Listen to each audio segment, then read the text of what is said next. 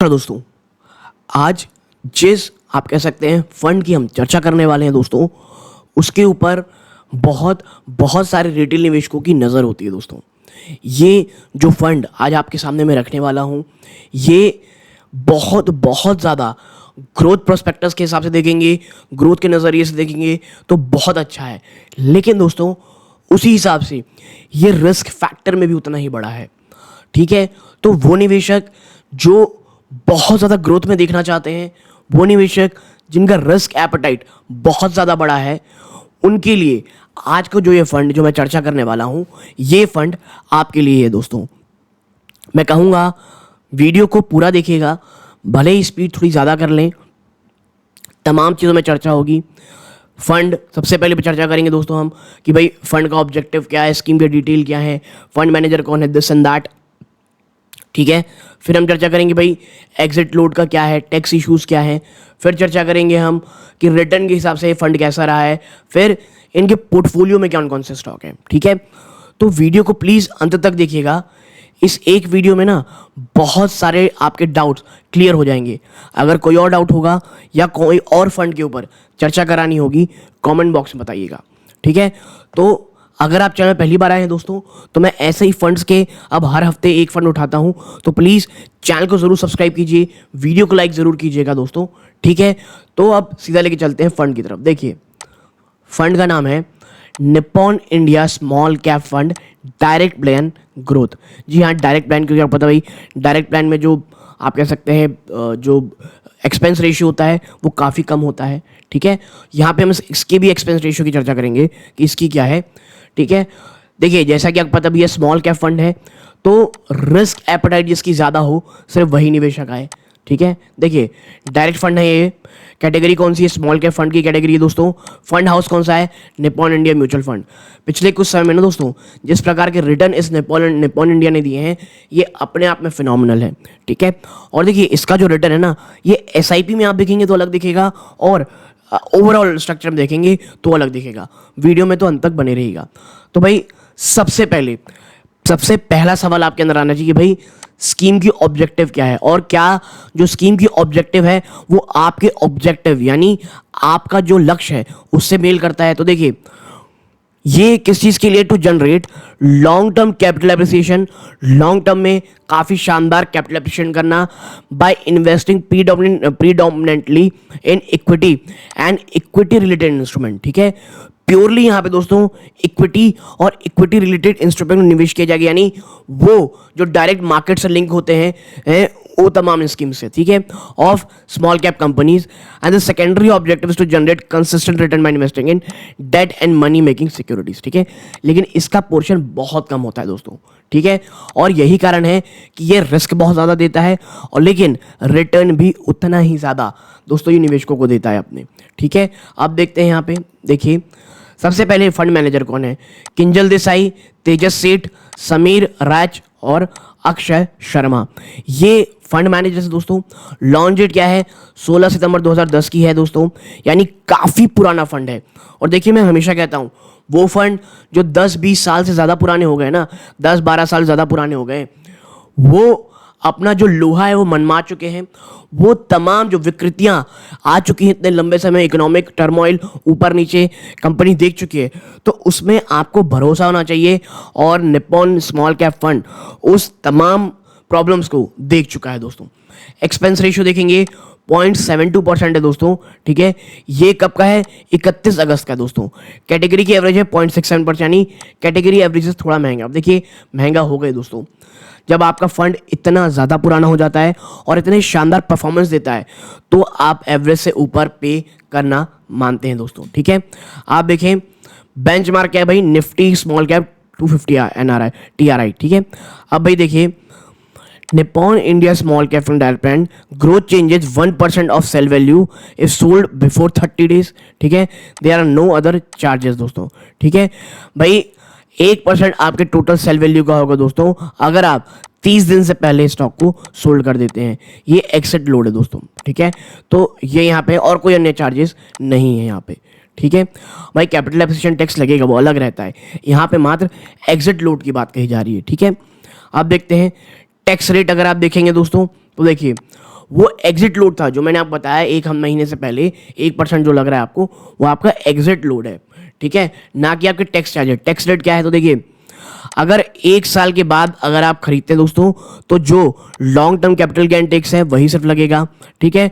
Current tax क्या है, वही 10% है आपके टोटल लॉन्ग टर्म एग्जिट का, अगर आप 1 लाख से ज़्यादा करते हैं। जी हाँ, अगर आप 1 साल किसी भी फंड को, किसी भी चीज़ को रखें दोस्तों, और 1 साल के बाद अगर आप सेल करते हैं और उस 1 साल के बेचने के बाद आपकी जो प्रॉफिट निकल के आती है वो कितनी है, वो अगर आपकी प्रॉफिट 1 लाख रुपए से ज़्यादा है, तो 1 लाख रुपए से ज़्यादा में जो भी ऐसे मान लीजिए भाई आपको 1 लाख और आप कह सकते हैं 10,000 रुपये मिले, 1.10 के 1,10,000 मिले, तो भाई आपका टैक्स ना मात्र इस 10,000 रुपये में लगेगा, 1 लाख रुपए में नहीं लगेगा, क्योंकि 1 लाख के ऊपर का टैक्स है।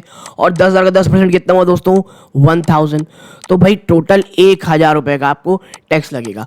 ये मैं लॉन्ग टर्म कैपिटल गेन की बात कर रहा हूँ दोस्तों, ठीक है। आगे है कोई भी सेस सरचार्ज इसमें कोई भी इंक्लूड नहीं है दोस्तों। और अगर if sold before 1 year from purchase date, अगर 1 साल से पहले आप सेल करते हैं तो आपका short term capital gain tax दोस्तों अवेलेबल रहेगा, और वो कितना है, 15%।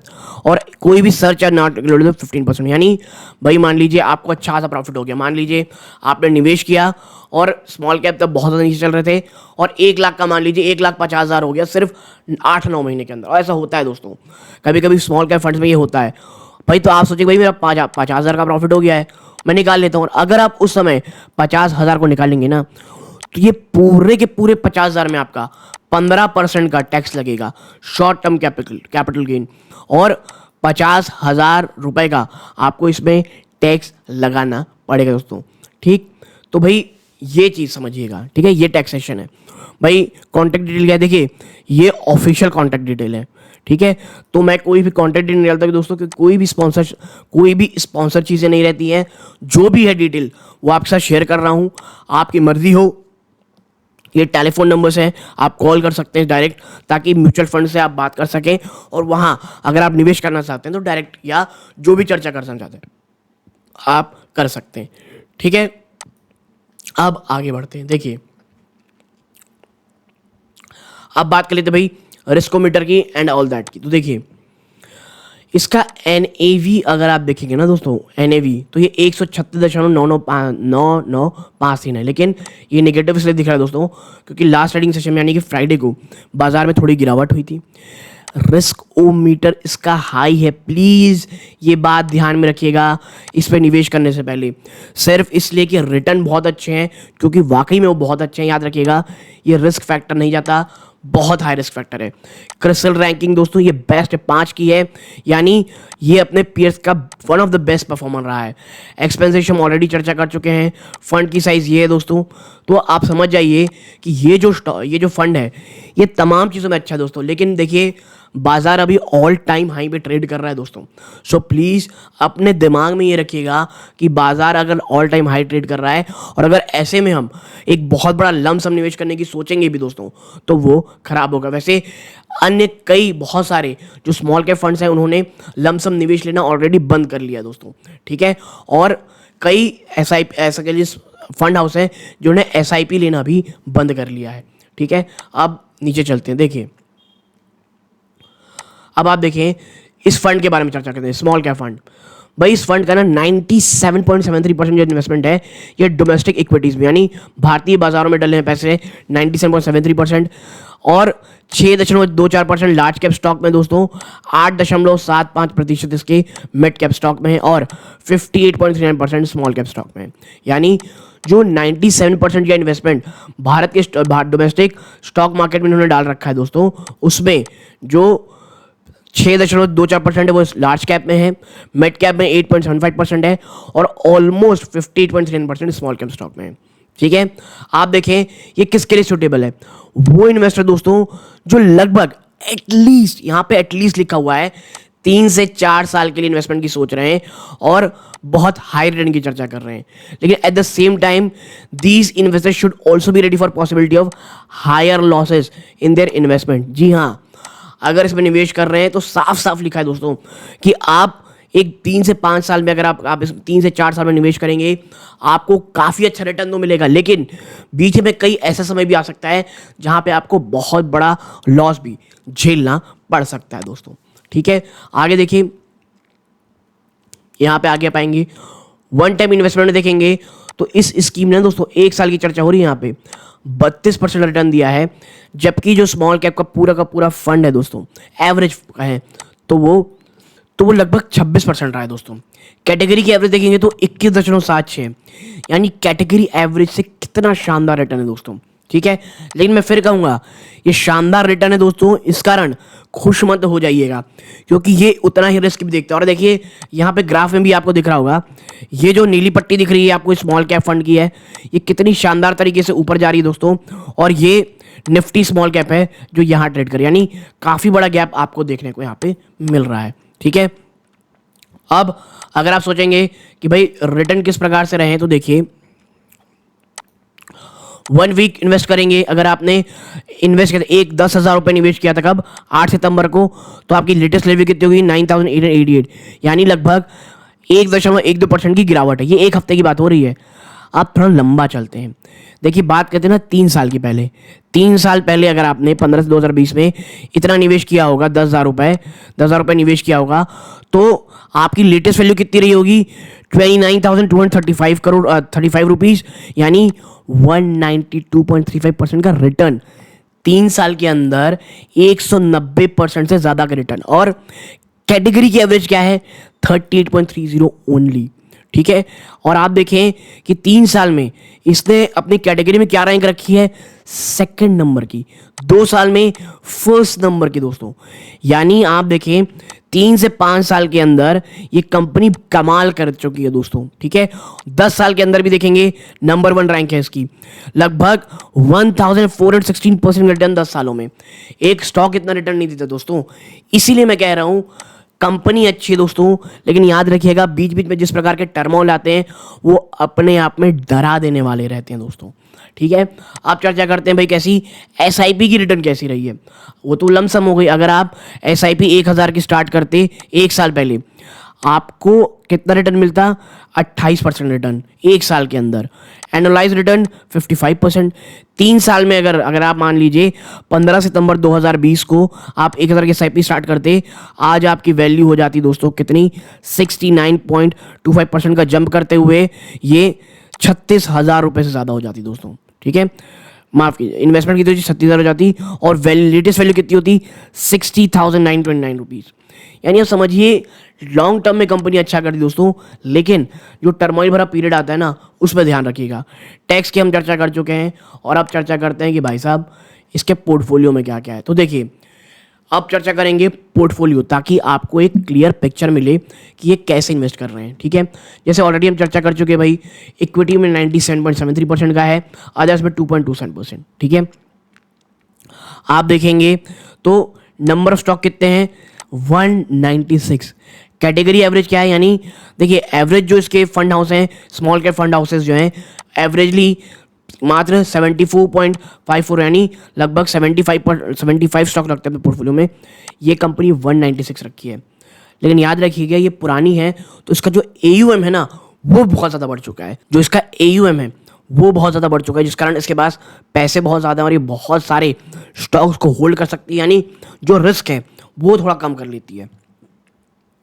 चर्चा कर चुके पहले, large cap investment 6.24%, mid cap 8.75, small cap investment 58.39, others में 24.35। ठीक है, देखिए नंबर ऑफ स्टॉक क्या है 196 है भाई। टॉप 5 स्टॉक का वेटेज ना पूरे के पूरे पोर्टफोलियो में कितना है 9%, मात्र 9%, जबकि कैटेगरी का कितना है 14.36%।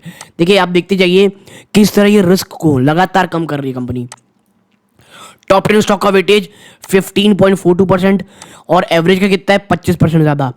टॉप 3 सेक्टर का वेट कितना है, सेक्टर स्टॉक नहीं दोस्तों, टॉप 3 सेक्टर का वेटेज है 17.5%, जबकि कैटेगरी का एवरेज है 19.5% से ज़्यादा दोस्तों। ठीक है, अब देखते हैं कि भाई स्टॉक कौन कौन सा होल्ड करते हैं। ये देखिए ये रहा इनका पूरा पोर्टफोलियो दोस्तों। कैसा कैसा भाई, tube investment of India limited में कंपनी की निवेश है। HDFC बैंक, क्योंकि भाई लार्ज कैप में भी इनकी पोर्शन इन्वेस्टेड रहती है। HDFC बैंक में Apar industries, KPI technologies, credit access ग्राम, Voltamp transformer, Tejas network, Bharat heavy electric, इसने तो इनको बड़ा पैसा बना के दिया है।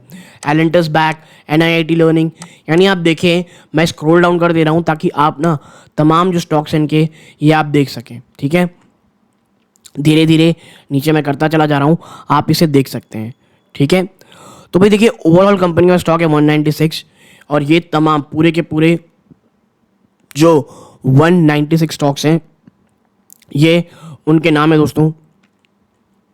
आप अगर अब इन स्टॉक्स को अच्छे स्टॉक रखना भी चाहते हैं, अगर आप पढ़ना चाहते हैं उनके बारे में, तो आराम से उसके पर सर्च भी कर सकते हैं दोस्तों। ठीक है, तो भाई अब आपको एक चीज़ तो समझ में आ गई होगी कि ये स्टॉक ये जो फंड है ये लॉन्ग टर्म के लिए अच्छा है, उनके लिए अच्छा है जिनका लॉन्ग टर्म में कैपिटल गेन करने का है, जिनकी रिस्क वॉलेटिलिटी ज़्यादा है, जो अपने फंड को बीच में शायद पीरियड 1-2 साल ऐसा हो सकता है जहाँ पे बहुत ज़्यादा वो पिटे हों। ठीक है, बट ये भी मैं कहूँगा कि अब जब स्टॉक ना, जब पूरा बाजार ऑल टाइम हाई है दोस्तों, प्लीज़ लमसम की बजाय ना SIP में जाने की सोचिएगा और अभी SIP की जो अपनी परसेंटेज है उसे थोड़ी कम रखिएगा। जब बड़ी गिरावट हो जाए परसेंटेज को काफ़ी बढ़ा दीजिएगा दोस्तों। ठीक है, तो यही चीज़ आपके साथ शेयर करनी थी। अच्छी लगी हो प्लीज़ वीडियो को लाइक कीजिएगा, चैनल पहली बार आए हैं सब्सक्राइब जरूर कीजिएगा। ये इस वीडियो का अंत है। जय हिंद।